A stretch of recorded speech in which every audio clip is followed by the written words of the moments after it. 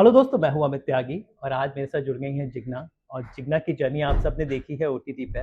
पर आज हम जिग्ना के साथ दो बातें जानने की कोशिश करेंगे कि जो ज़्यादातर लोग नहीं जानते। तो सबसे पहले जिग्ना, स्वागत है आपका हमारे शो में। थैंक यू सो और मच जिग्ना, आज अमित। आपसे मिलकर मैं भी जिग्ना को बोल रहा था, मैं जिग्ना से मिला था 2002 में, जब मैं अपना करियर शुरू किया था। और जिग्ना उस वक्त फुल फ्लैज क्राइम रिपोर्टर थी एंड हम लोग साथ मिलकर कोर्ट में हुआ करते थे। तो हाँ। जिग्ना, वो दिन याद आते हैं, एक रिपोर्टर की जो जिंदगी हुआ करती थी आपने जी है।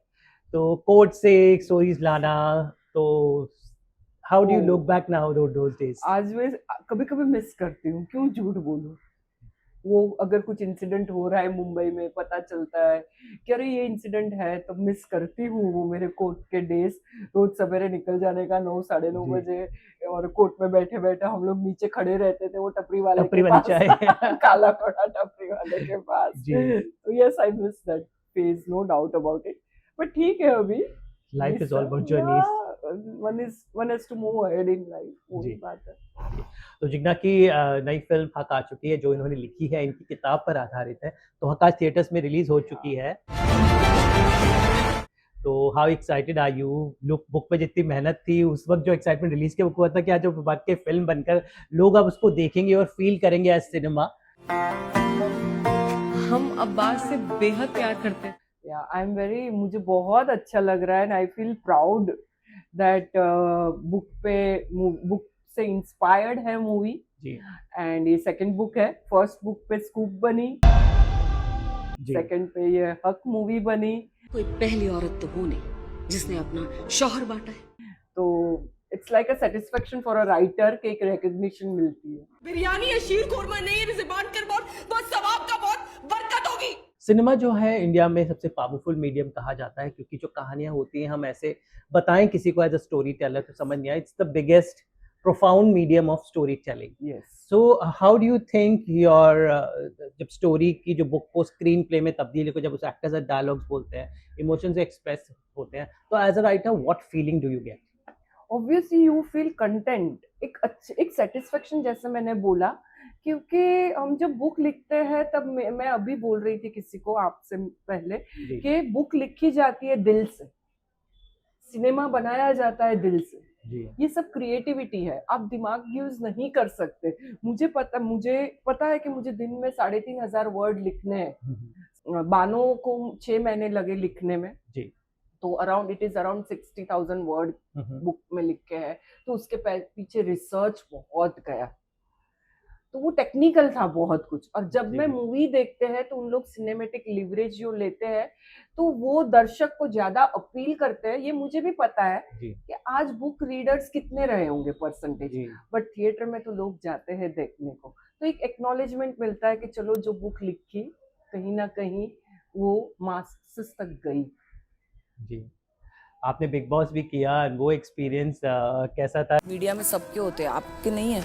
बिग बॉस का नया सीजन आ गया है, लेकिन नाउ एज अ दर्शक आपको ये नया सीजन कैसा लग रहा है अभी जो इस बार का? मैं इतना फ्रेंकली फॉलो नहीं कर रही हूँ, क्योंकि मैं 3 बुक और लिख रही हूँ। जी, तो बट मेरी खुद की जर्नी बिग बॉस की बहुत अच्छी थी। जब मेरा लड़का मुझे जेल में मिलने आया था, नो डाउट अबाउट इट, मेरा जो शायद पर्पस था बिग बॉस जाने का, विच आई अचीव्ड। तू कभी ये सब कर ही नहीं सकती है। अच्छा लगा, बहुत एक अलग ही जर्नी हाउ थी। About a book on the experience of Bigg boss? Oh yes, I'm writing. No doubt. Okay, I'm seriously writing my third book, which is after where first book was Behind Bars in Baikala, My जी, जी, Days in जी, Prison. वो जहाँ पे book खत्म होती है, next book start होती है। तो उसमें 1-2 चैप्टर्स बिग बॉस के ऑब्वियसली रहेंगे। जी। तो बिग बॉस को लगता है सबसे कलरफुल कैरेक्टर कौन था जो मेरे आपको लगा as a writer, if you have to make a like a write a book or a make a film on that's something who which character was you find most colorful? Vicky And Jain. Vicky Jain? हाँ, वो दिखता है, but Vicky भैया सुन रहे हो ना? हालांकि हक के प्रोड्यूसर भी वन ऑफ द जी, जी, प्रोड्यूसर जी, है जी, विक्की जी, सर। जी, तो या Vicky Jain is very colourful character, if you see in that way which I am looking at. जी। तो how about next book on Vicky Jain? वो तो उसमें परमिशन लेनी पड़ेगी। जी, तो आई थिंक आपका एक जर्नलिस्ट का एक्सपीरियंस बहुत काम आ रहा है, क्योंकि जर्नलिस्ट भी हर चीज़ नोट करता है, एक राइटर को भी हर चीज़ नोट करनी नोट पड़ती करनी है। पड़ती, तो डिटेलिंग। जी, डिटेलिंग। तो ये जो हक की अगर मैं बात करूँ तो इसके लिए आपने कहा कि आपने बहुत रिसर्च की, तो किस तरह की डिटेलिंग में गई, कितनी तहकीकात की, कितने सारे स्कूप्स आप लेके आई वो यहाँ से? मेरा मेरा जो एज अ इन्वेस्टिगेटिंग रिपोर्टर का एक्सपीरियंस बहुत काम आया, जी, क्योंकि ये इंसिडेंट 80s का है जी, और अ लेडी जो 62 ईयर ओल्ड है, उन पे जो उनको वो एज में तलाक से गुजरना पड़ रहा है। तलाक तलाक तो कहीं न कहीं मैंने बहुत अपने आप को रिलेट किया है ये इन शाबानों के साथ, और बहुत, हालाँकि मटेरियल तभी तो टीवी इतना कुछ था जी, नहीं, तो सेंट्रल लाइब्रेरी जा के न्यूज़पेपर्स के कटिंग प्लस एआईआर जो लॉ की बुक्स होती है ना, क्योंकि मध्य प्रदेश हाई कोर्ट का जजमेंट और सुप्रीम कोर्ट का जजमेंट, जी, मैंने बुक में ज़्यादातर आई हैव मतलब वहीं तक मैं रुकी हूँ, उसी में मैंने किया है ताकि कुछ लीगल इश्यूज़ ना आना चाहिए। जी। स्कूप जो आपकी वेब सीरीज़ थी, मैं एक क्राइम रिपोर्टर हूँ। लोगों को पता चली आपकी रियल कहानी, लेकिन मुझे लगता है कि कई बार थोड़ी चीज़ें थोड़ी लार्जर देन द लाइफ थी, तो कई बार बिकॉज़ आपके ऊपर कहानी थी, आपके डिपार्टमेंट के सीनियर्स भी तो उसकी स्टोरीज काफी इजीली कंफर्म कर देते थे। सच्चाई को थोड़ा-सा जब क्रिएटिव लिबर्टी ली जाती है, यस, तो वो थोड़ी-सी डिस्टॉर्ट हो जाती है। यस। तो आप उससे एग्री करती हैं कि थोड़ा-सा too much of cinematic liberty was taken और वाज़ इट रियली थोड़ा-सा नहीं, कि मैं एक के बाद एक बड़ी-बड़ी स्टोरीज डिलीवर कर सकती हूँ। पूरा ही सिनेमैटिक लिविश था, वो प्लॉट लिया था उन लोगों ने।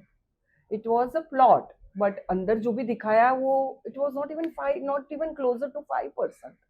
सो एज़ यू राइटली सेड कि जब बड़े पर्दे पे दिखाना होता है, वो लोग वो हिसाब से, क्योंकि उनको तो बिज़नेस है ना, उनका थोड़ी ना इमोशंस है। जी, जी। इट्स अ बिज़नेस, पैसे कमाने हैं। छोटा राजन ने अभी अभी जागृति पाठक को इंटरव्यू दिया है। तो जो दर्शक देखना चाहती है, they know the nerves of the people, so they made accordingly, but it is just a plot. इसके अलावा बिग बॉस शो मतलब आप पर्दे पर आई बिकॉज़ उससे पहले आप कभी पर्दे पर नहीं आती थी।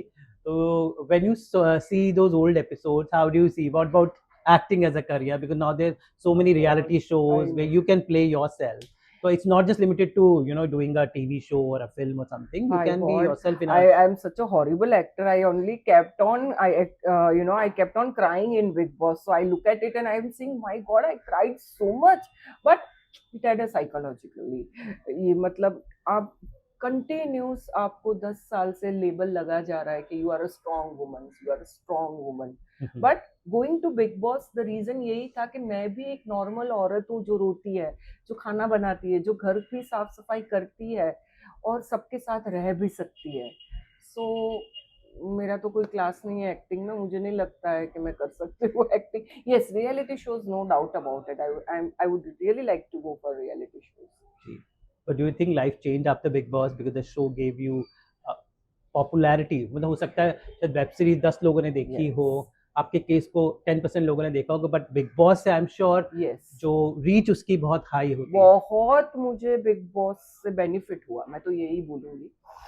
लोग हालांकि बिग बॉस में जाके ऐसा बोलते हैं कि इमेज बिगड़ती है, बट मुझे ऐसा लगता है मैं एक ऐसी ऐसी कंटेस्टेंट हूँ जो अपनी इमेज पॉजिटिवली लेके बाहर आई, and I really mean it कि मुझे बहुत फायदा, मैं नहीं बोल सकती हूँ फाइनेंशियली या ऐसा फायदा नहीं, बट मेरी जो इमेज हुई ना वो पूरी क्लियर हुई। So yes, big boss helped me अ लॉट। और जो मास, मतलब आज मैं छोटे से गांव में हरिद्वार मतलब जा रही थी, हरिद्वार हाँ हरिद्वार, मेरा होम टाउन। वो हरिद्वार स्टेशन पे मैं जी। उतरी ट्रेन पे और there were people recognising me because Okay. Of Bigg Boss. That's the thing what Bigg Boss did to me. जी। सो अभी आपकी बुक्स तो हैं, और क्या चल रहा है? आई मीन हाउस एंड आपका फैमिली लाइफ कैसा है? How is your family? Family में तो अभी मैं और मेरा लड़का ही है। जी। So yes, family is good. All son is now grown up, 25-year-old. Okay, He's doing good. वो शेफ है। ओके, एंड बाकी तो 3 बुक्स लिख रही हूँ। एक लेडी पे ही है जिसकी राइट्स मैंने ली है, जी, फिजिकली उसको मैं जेल में मिली थी, तो उस पे पूरा बुक लिख रही हूँ। वो चीटिंग में इन्वॉल्व थी। उसके बाद मेरा पास्ट लाइफ पे बुक लिख रही हूँ, जो मैंने बोला जिसमें बिग बॉस के ही चैप्टर्स आएंगे, इट्स रीइंकार्नेशन। जी। और Okay. एक फीमेल ड्रग लॉर्ड है, उस पे लिख रही हूँ। That's a fiction.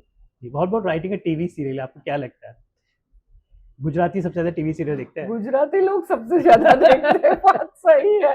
पता नहीं कब क्या हो जाए, यू नेवर नो। कभी सोचा भी नहीं था मैंने कि बिग बॉस में जाऊंगी। मुझे याद है एक स्ट्रगलिंग एक्ट्रेस जेल में मिली थी, तो हम स्ट्रगलिंग दोनों, एक्ट्रेस, हाँ, ओके वो कोई तो भी केस में, मर्डर में इन्वॉल्व थी, जी, उस पे वो केस था। ओके तो हम लोग दोनों जेल में बैठ के वरांडा में दोपहर को बात कर रहे थे।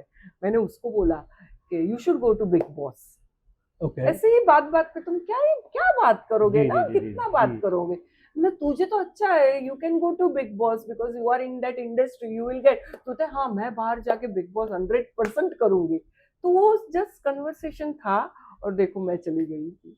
You never know Are you in touch with that actress? Where is she now? No no, I am not in touch with जी, मैं। आई थिंक उनकी स्टोरी भी बड़ी इंटरेस्टिंग है। हाँ it's so all in all I think Jigna की story बहुत inspirational है। चाहे आप सीरीज में इनकी सीरीज देखिए या फिल्म के रूप में आ चुकी है, तो Jigna you always inspire people and inspire the humanity. So thank you so much for talking to us. Thank you, all the best. thank you. जाते आते क्या कहेंगे उन दर्शकों से जिन्होंने बिग बॉस से आपको प्यार दिया है? No thanks a lot. और मेरी जर्नी, मेरी लाइफ की जर्नी को अप्रिशिएट करना और मुझे सोसाइटी में एक्सेप्ट करना, so I am very thankful to everybody. Thanks a lot. Thank you so much Jigna talking to us. Thank you so much.